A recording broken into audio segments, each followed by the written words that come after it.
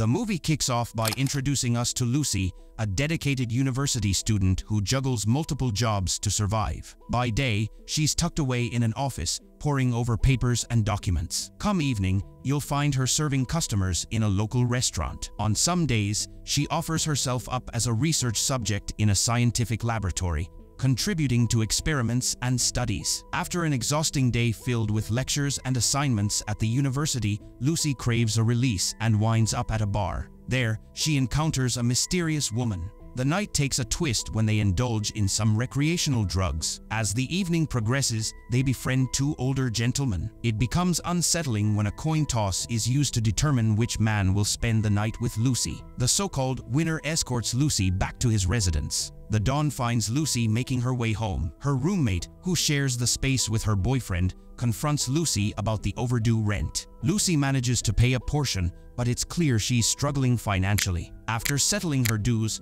Lucy attends to household chores, cleaning the bathroom as part of her share of responsibilities. Exhausted, she collapses onto her bed, surrendering to a deep sleep. While at her office job, Lucy receives a call that momentarily lifts her spirits. It's her mother, offering some financial relief by wiring her some funds. Once her workday concludes, Lucy meets up with her close friend, Birdman. He's a man wrestling with his own demons, having recently broken free from the shackles of addiction. Yet, the weight of depression bears down on him. Compassionate as always, Lucy nurtures him, providing food, beverages, and even some money. Nevertheless, Lucy's own financial constraints persist. In search of a solution, she stumbles upon an intriguing advertisement in the student newspaper. This leads her to an interview with a mysterious woman named Clara. Clara, clearly captivated by Lucy's beauty, probes into her lifestyle, inquiring about her medications, habits, and any potential allergies. The job on offer isn't your everyday role.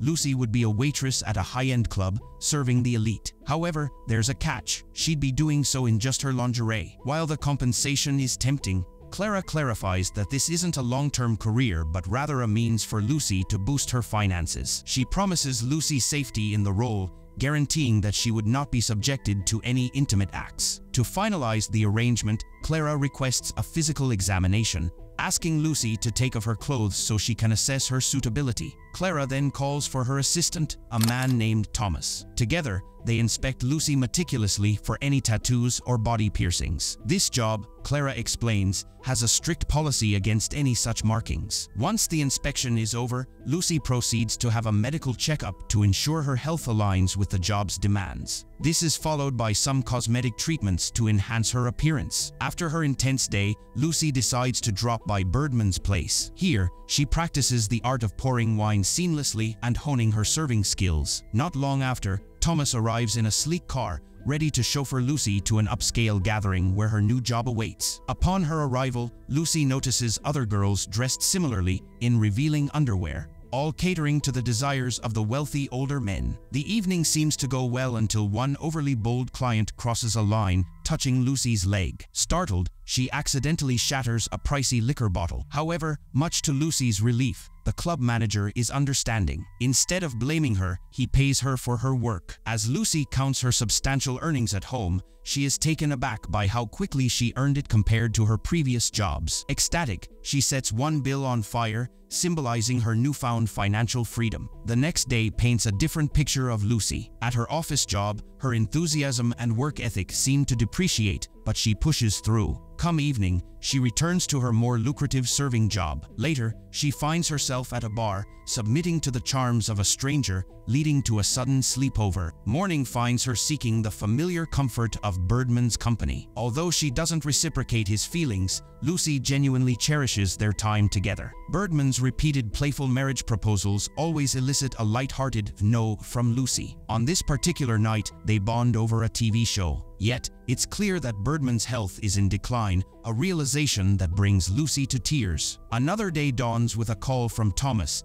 dangling the promise of an even more profitable assignment. Curious, Lucy heads to a secluded country villa. She witnesses another woman, clearly fatigued, struggling towards her escort car. Inside, Clara greets her warmly, guiding her to freshen up. As they chat, Lucy learns of the job's peculiar requirement. She must take a potent sleeping pill, with the catch being she won't know what happens while she's under its influence. Determined and unshaken by the peculiarities of the job, Lucy agrees to all stipulations. She calmly consumes tea infused with strong sleeping pills and soon after lies asleep on a bed. Clara soon ushers in the first customer, an elderly gentleman, laden with the weight of sorrow and the bitter taste of a life nearing its end. Offering a listening ear, Clara comforts the man, reassuring him of the goodness of the place. She emphasizes the foremost rule: the establishment strictly forbids any intimate acts. The purpose, she clarifies, is to provide him a few hours of peaceful rest beside a young beauty. Hence, the title, Sleeping Beauty. Once Clara exits, the old man carefully removes his clothes, takes a moment to study Lucy,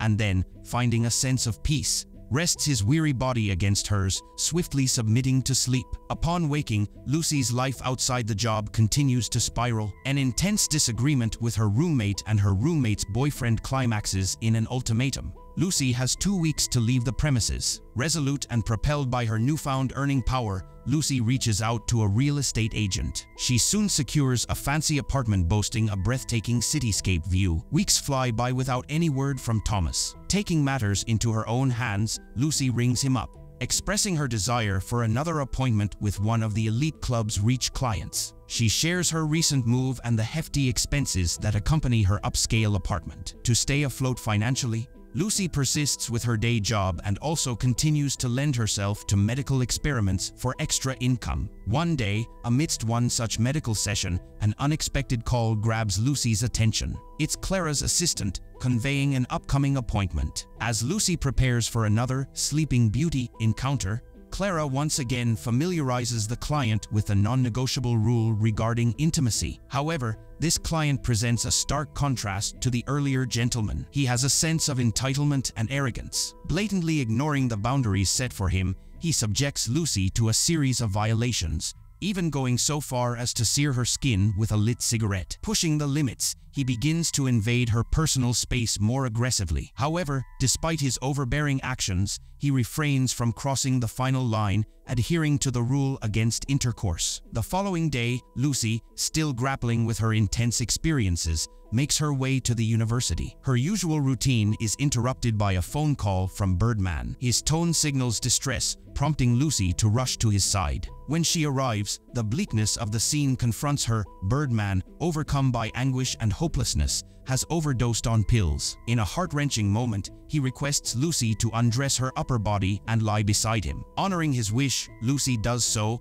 only to experience the devastating moment of Birdman's life slipping away. Birdman's funeral paints a solemn picture where Lucy's past and present collide. She unexpectedly bumps into her ex-boyfriend. Amidst their shared grief, they reminisce about Birdman and the mark he left on their lives. Then, in a sudden and unexpected gesture, Lucy asks her ex if he'd consider marrying her. Caught off guard, he declines, revealing he's currently in another relationship. He gently reminds her of the importance of delicacy and consideration in such situations. Lucy's peculiar job continues. One evening, as she lies in her usual state of undress, awaiting her client, Clara enters to set the ground rules. Apart from the consistent prohibition against intimacy, she adds a cautionary note, urging the customer not to leave any marks on Lucy, referencing the unfortunate incident with the previous customer. When Clara departs, the client reveals a more aggressive approach, attempting to move Lucy's unresponsive body and nearly causing her to fall. The situation ends with him placing her back on the bed. Not long after, Lucy faces yet another challenge. At her regular office job,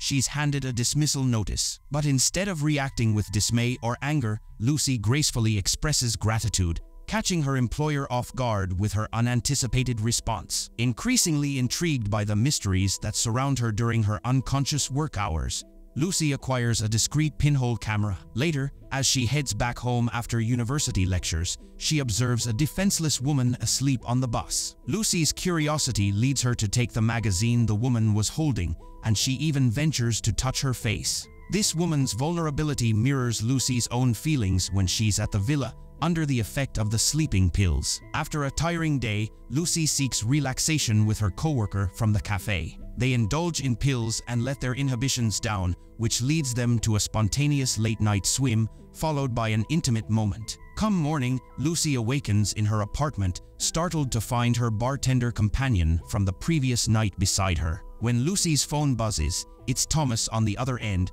calling her in for another session at the remote country villa. He drives over to pick her up from her apartment. But during the ride, something's amiss. Lucy starts feeling ill, compelling them to pause their journey temporarily. Clara, ever the professional yet showing a tinge of concern for her star employee, comes out to meet them both. Upon seeing Lucy's apparent discomfort, Clara gently recommends a refreshing shower, followed by their ritual tea, which contains a sleeping aid. Clara, taking on a more maternal role, inquires if Lucy is feeling up to the task at hand. But Lucy, not wanting to reveal her genuine state, assures Clara that she's just fine. But curiosity consumes her, and she implores Clara to disclose what exactly happens during her unconscious hours. Clara, ever protective of her business, evades the question, emphasizing the importance of discretion and confidentiality. Taking the cue to proceed, Lucy enters the familiar bedroom. As the door clicks shut, she sneakily retrieves a tiny camera she's smuggled in,